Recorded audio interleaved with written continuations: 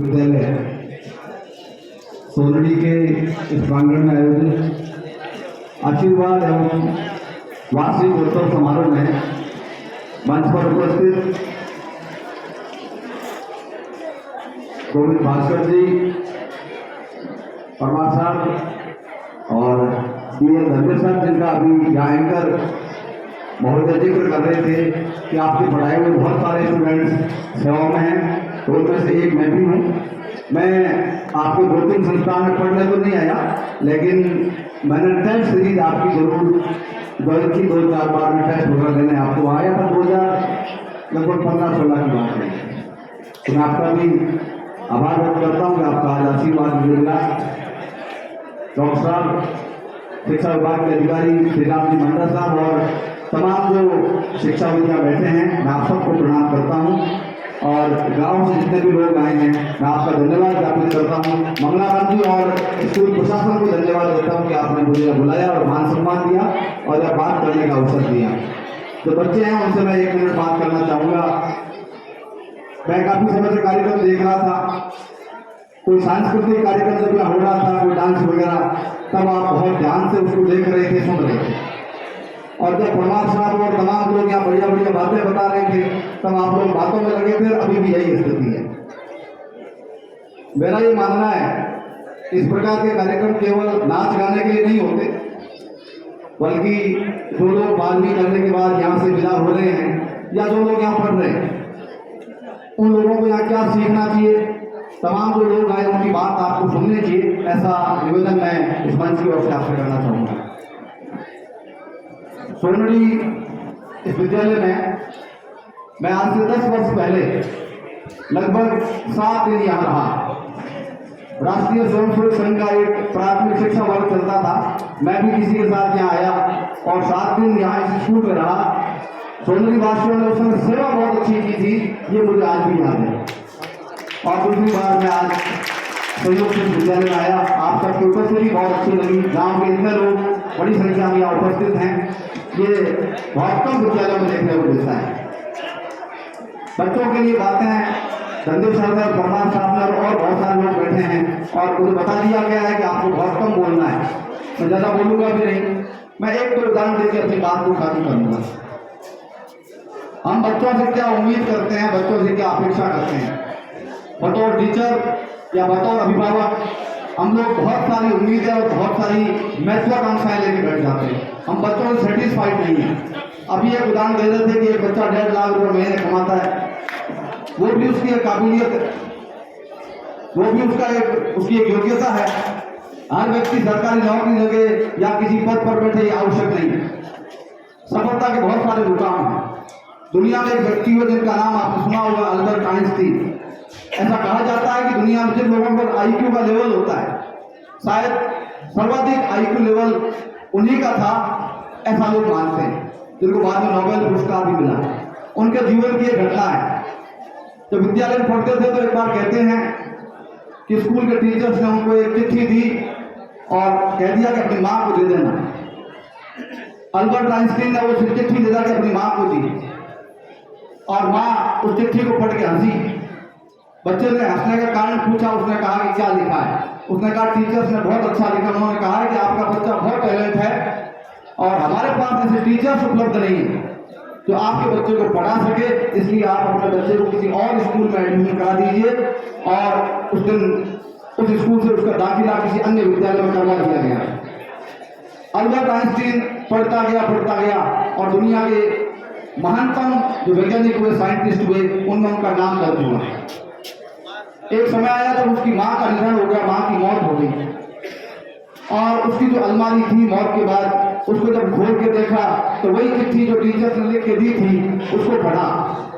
उसमें लिखा था कि आपका बच्चा पढ़ने की योग्य नहीं है, इसलिए हम आपके बच्चे को यहाँ नहीं पढ़ाना चाहते, आप उसका कहीं अन्य जगह एडमिशन करा दीजिए।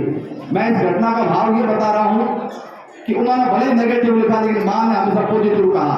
अगर माँ उस समय शायद ये कह देती कि तू पढ़ने लायक नहीं है, तो शायद अल्बर्ट आइंस्टीन की बात आज हम लोग नहीं कर रहे होते। इस वृतांत का अर्थ यह है कि हम लोग कई बार बच्चों के बारे में धारणा बना लेते हैं, फला बच्चा कमजोर है, इसको कुछ नहीं आता। ये बात हम टीचर्स भी कर लेते हैं और अभिभावक भी कर लेते हैं। मेरा ये मानना है कि इसका बहुत नकारात्मक प्रभाव पड़ता है। 11वीं 12वीं के स्टूडेंट बैठे हैं यहाँ पे। हिंदी के एक लेखक हुए चंद्र शर्मा गुलेरी, सुना है कभी? हिंदी साहित्य का विषय है आपका चंद्र शर्मा गुलेरी की एक छोटी सी कथा है जिसका शीर्षक है बालक बच गया। कितने लोगों ने पढ़ी है? या हिंदी साहित्य नहीं है, कोई बात नहीं। उसमें गुलेरी जी कहते हैं कि मैं एक बार एक कार्यक्रम में गया, जैसा कार्यक्रम आज चल रहा है ना वैसा ही कार्यक्रम था, और स्कूल के जो हेडमास्टर साहब से मंगलाराम जी, उनका एक लड़का थका मांदा था 7वीं 8वीं पढ़ने वाला, उसको मंच पे बुलाया गया। बहुत प्रकार के सवाल पूछे गए। बच्चा 6वीं 7वीं में पढ़ता है और जो सवाल जो पूछे गए वो कॉलेज के लेवल के थे। उस बच्चे ने सारे सवालों के सही जवाब दिए। तमाम लोगों ने तालियां बजाई, सब लोग बहुत खुश हुए कि लड़का बहुत होशियार है।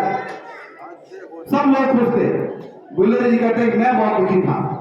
मैं समझ गया कि जो बात हो रही है बच्चे के लेवल की नहीं है, लेकिन फिर भी बच्चा बता रहा है तो लगता है बच्चे के साथ बहुत ज्यादती हुई है। इसको रटाया गया है कि तू प्यार कर, इसको रट के दुनिया के सामने प्रदर्शन करना है कि तू बहुत होशियार है। बाद में पुरस्कार वितरण की जो बात आई, सब लोगों ने कहा कि इतना इंटेलिजेंट बच्चा है जिसको खुद को कहा जाए कि तू इनाम में पुरस्कार में क्या चाहता है। सब लोगों की नजरें उस पर थी कि पता नहीं कौन सी पुस्तक मांग लेगा ये बच्चा या कुछ और मांग लेगा। बच्चा कुछ देर गुमसुम रहा और जब पुरस्कार की बात आई उसने कहा मैं लड्डू लूंगा। क्या लूंगा? अब सारे लोग उदास हो गए। बच्चे ने उनकी जो मेहनत की उस पर पानी फेर दिया, लोग निराश हो गए। लेकिन गुलेरी जी एकमात्र व्यक्ति थे जो बहुत खुश थे। उनको लगा कि बालक को मारने की तमाम कोशिशें हुई लेकिन बालक बच गया। कहने का भाव यह है कि शिक्षा थोपने की चीज नहीं, सहज रूप में हम लोग जो सीखते हैं, जो पढ़ते हैं वो बढ़िया है। और यही वजह है आजकल कि कोटा हो, तमाम चीजें हो, आजकल आत्महत्या करने की समस्या बहुत ज्यादा बढ़ी है। कोई परीक्षा बालक पास नहीं हुआ, 4 नंबर कम रहे, बच्चे ने आत्महत्या कर ली, सुसाइड कर ली। किसी का एक ही बच्चा था, सुसाइड कर लिया उसने। उसका कारण है उस पर मानसिक दबाव होना। परीक्षा पास करना और जिंदगी जीना दोनों अलग अलग विषय हैं। मेरा ये मानना है कि कोई परीक्षा में फेल भी हो जाए तो कोई फर्क नहीं पड़ता, नंबर 4 कम आ जाए तो फर्क नहीं पड़ता। जिंदगी में सफलता प्राप्त करने के बहुत सारे मुकाम हैं और हमें उनमें से किसी एक को चुनना है। हम लोगों ने सरकारी नौकरी को एकमात्र रोजगार मान लिया और सफलता का एकमात्र आधार मान लिया। नौकरी जीवन में सफलता का एक आधार हो सकती है लेकिन एकमात्र आधार नहीं है। इसलिए हम लोग सहज रहें और जितना सरलता से पढ़ सकते हैं उतना हम लोग प्रयास करें और जीवन में आशावादी बने। प्रेमचंद हुए हैं, उनका एक उपन्यास है रंगभूमि, उसका एक छोटा सा कथानक है सूरदास की झोंपड़ी। सूरदास एक अंधा व्यक्ति है, उसकी झोंपड़ी को एक व्यक्ति आग लगा देता है, घर जल गया उसका एक बेटा है। वो कहता है कि अब हम कहाँ रहेंगे? तो उसने कहा कि हम एक झोंपड़ी नहीं बनाएंगे। बच्चा पूछता है कि झोंपड़ी को और आग लगा देंगे तो उसने कहा हम और बनाएंगे। बच्चे को तो संख्याओं का ज्ञान नहीं था, उसने एक सेंटेंस कहा कि अगर कोई 100 लाख बार जला दे तो सूरदास कहता है कि हम भी 100 लाख बार बनाएंगे। इसका भाव यह है कि जीवन में आशा और विश्वास व्यक्ति को कभी नहीं खत्म होना चाहिए। जिंदगी की एक असफलता पूरे जीवन की असफलता नहीं, तो सकारात्मक रहिए और आगे बढ़िए। और जिंदगी में वो टैलेंट है, वो कमजोर है, कुछ मुद्दे नहीं है। मैं एक दो उदाहरण देकर बात बता रहा हूँ। जिस आइंस्टीन को कमजोर समझ के स्कूल से निकाल दिया गया वो दुनिया का महानतम वैज्ञानिक बना।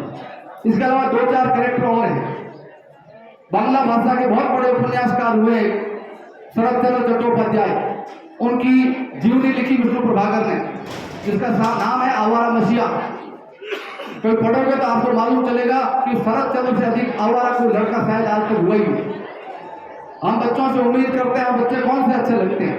जो बच्चा सिंसियरली बैठा रहे, कुछ बोले नहीं, चाहे घर में हो स्कूल में हो, शांति से बैठा रहे, बच्चा अच्छा लगता है। लेकिन जो बच्चे टैलेंट होते हैं वो वास्तव में शांत बैठ ही नहीं सकते। उनके अंदर इंद्रता का जो भाव होता है वो निहित होता है। लेकिन इस उम्र में कौन क्या करता है क्या नहीं करता है ज्यादा महत्वपूर्ण बात नहीं है।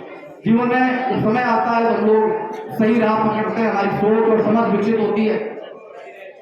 एक और कैरेक्टर है जिसका नाम है बेबी हालदार। मैं हिंदी साहित्य का विद्यार्थी और मुझे उसी की जानकारी है। जो जिसके माँ बाप ने उसको घर से छोड़ दिया, ऐसा मान लो, उन्होंने कोई रिश्ता नहीं रखा, विवाह टूट गया, 3 बच्चे थे और गुड़गांव के अंदर लोगों के घरों में झाड़ू पोछा करने का काम करती थी। उसने एक उपन्यास लिखा, एक रचना लिखी उसने आलू अंदाजी के नाम से, तो दुनिया में लगभग 25 भाषाओं में अनुवाद हुआ उसका और देश और विदेश में उसको सम्मान मिला।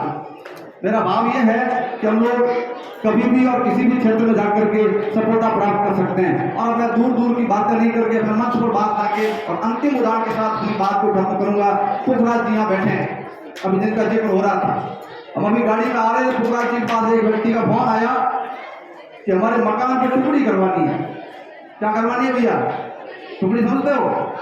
छत के ऊपर टुकड़ी करवाते हैं छोटी छोटी। पुखराज जी को टुकड़ी के बारे में क्यों बच्चा पता है आपको?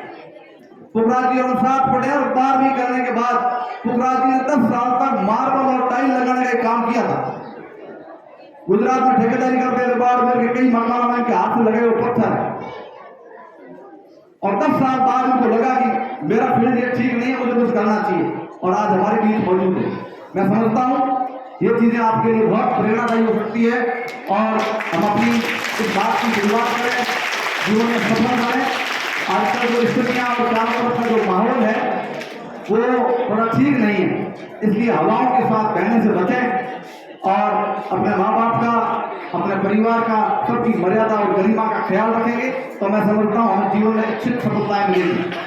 और 12वीं से जो आशीर्वाद दे रहे विद्यार्थी हैं, मैं उनको मेरी ओर से बधाई देता हूँ, उनके उज्जवल भविष्य की शुभकामना करता हूँ और एक बार पुनः आप सबका साधुवाद और कृतज्ञता ज्ञापित करता हूँ कि आपने मुझे यहाँ बुलाकर मान सम्मान दिया और काबिल समझा। बहुत बहुत धन्यवाद, शुक्रिया, जय हिंद।